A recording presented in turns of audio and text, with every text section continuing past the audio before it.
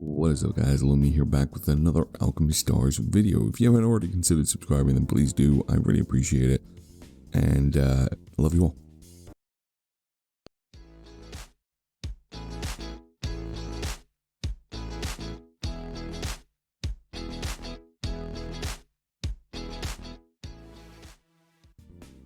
So, big question. Dawn. Is she worth it? Should you pull her? Like, should you exchange for her? Should you max her out? Should you go for her? It's a bit of a dilemma on that one, isn't it? Because at the end of the day, she's a bit unique. Not in the sense that of who she is and what she does. It's to her availability. If you don't do it now, you won't be able to do it later. So if you're free to play or if you're a whale, you probably are going to get her. Like, if you pick her up, and then the decision then afterwards is, like, do you want to max or do you want to waste all of your stamina, your prisms and stuff to get more and more of her breakthrough material to max her out? And the answer is really you should, because there's not an opportunity in this game where you're going to get a free 5-star, for example, and get all the breakthrough to max her out. The only other hero that we've ever, or Aurorian that we've ever been given that does that is Vice. And there's one thing in these games that you have to sort of understand. We never know when there's a buff going to happen to any Aurorian or anything that's going to change. So building the hero and taking the hero for when it's available is a good idea, because we don't know in the future if that hero will get buffed even more, or there'll be changes within the game that requires that hero. And the fact is, you may just never make, you just might not ever get it again. We don't know. We don't know if, she'll eventually end up on a banner in the future. Because of that, it's definitely worth picking her up and considering maxing her out. Now, I don't have her maxed yet. I need about, I think I'll get her max breakthrough today, because I'm only waiting for the last bit of the wrench nuts to unlock her. Now, I do have an extra. The problem with this as well, it's just expensive with these stones.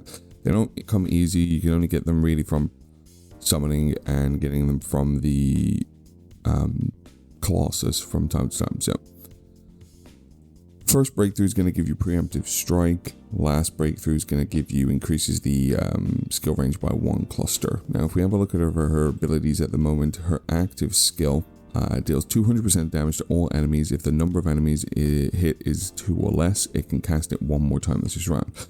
This makes it very strong as Death Echo against both minions and bosses. So if you're only fighting minions, you're going to do a lot of damage to all of those minions quite quickly.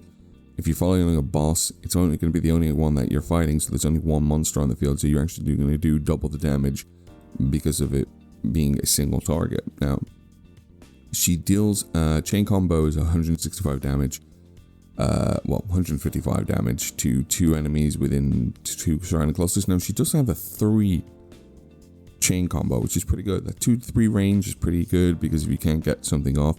But you have to remember, with forest heroes, there's a lot of converters out there. There's a lot of they really play on the advanced tilement, increasing the tiles and making them the plus signs. So you are going to get bonus damage from that as well. Now, her equipment skill is the active skills. Mark your target. When Dawn's active skill and change combo attack marked enemies, this mark is consumed and restores HP equal to 4% of the damage dealt. Now, if I send her one more time, which I'm probably going to do at some point, it adds 1 extra thing onto her equipment skill, which is, if your team is at full HP, the final damage of this attack will be increased by 25%. So when you pair her with like a healer, so I'm running her in a very, very basic comp right now, because I do not play Forest on this account very much. So it's not something that I've been investing in, but I will be at some point, so hence definitely worth picking her up. So if I look into the comp, wherever it is, I need to change these comps around. Where the hell is she? Okay, I don't think it saved my comp. Anyway, that's weird. Right, so the comp that I'm running her in at the moment for me, because I don't have that many forest heroes, is Megard, and we need some converters, so we're going with Nicholas. And really, I would love to run it with a few more converters, but I just don't have them. So we're gonna go with Dawn.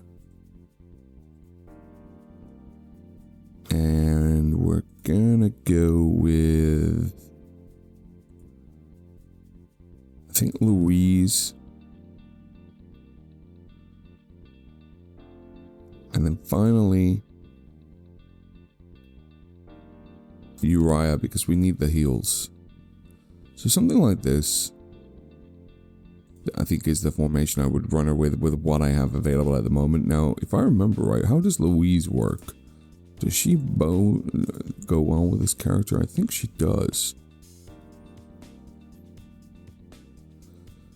So, Louise, when used, a Forest Orange chain combo will be triggered 2 times in this round. For the second chain combo, the attack, I think she'll just work well with anyone, really. Right.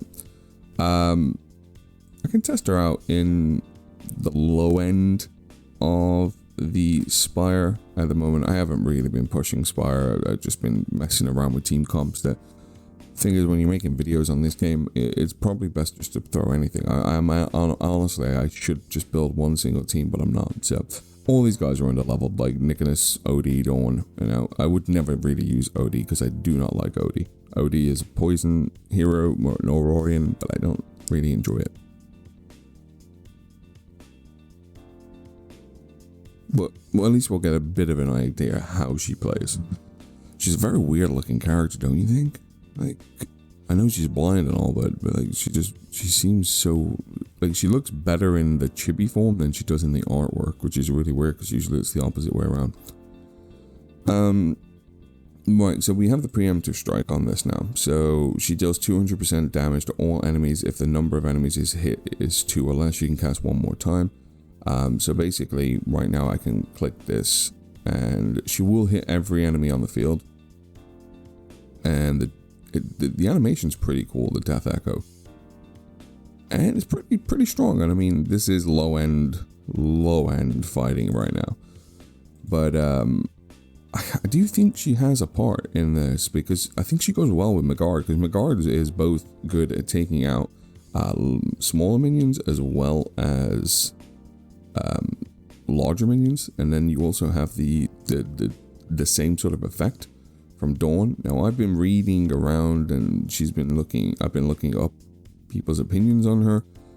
People are ranking her in the A rank, not even on the S rank. I just don't think there's been enough playthrough on her yet, and I think her potential is higher. Now, her base stats aren't great. I think she has about 3.2k when she's maxed out with full furniture and full breakthrough and everything like that. But we have to point out, it's like, we have to look at the fact that not only is she an alright character, but the fact that she gets a bonus in the sense that you can max her out for free. I mean, you don't have to pull five copies of her or 4 copies of her or whatever.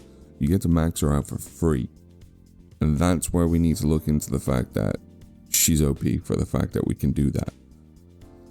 And free-to-play people, you should be pulling her, because I'm maxing her out. Even if you're not playing Forest, it's just, even if you don't build her, just get the materials for her, and then build her whenever you want to build her, you know? You don't have to build her right now. Wow, they're in such a weird position. You don't have to build her right now, just pick her up. I mean, it's well worth it. You never know when you may need the Forest hero, and eventually you'll want to progress in the Spire, in the Forest Spire, so why wouldn't you build her? But I'm gonna max her out. I'll probably do a full showcase in about a few days, 4 or 5 days, when I've actually maxed her out. I'm gonna try and get her A3 max breakthrough, and I'm gonna try and max her out on her equipment as well, along with Megard, and then those two will be my Forest team, basically, as I progress through this Forest run. And that's about it. I'm 100% sure she's well worth getting. She's a waifu. She's definitely someone that you're never going to be able to get, most likely again, who we don't know. And because of that, I would 100% be certain that it's something you should pick up.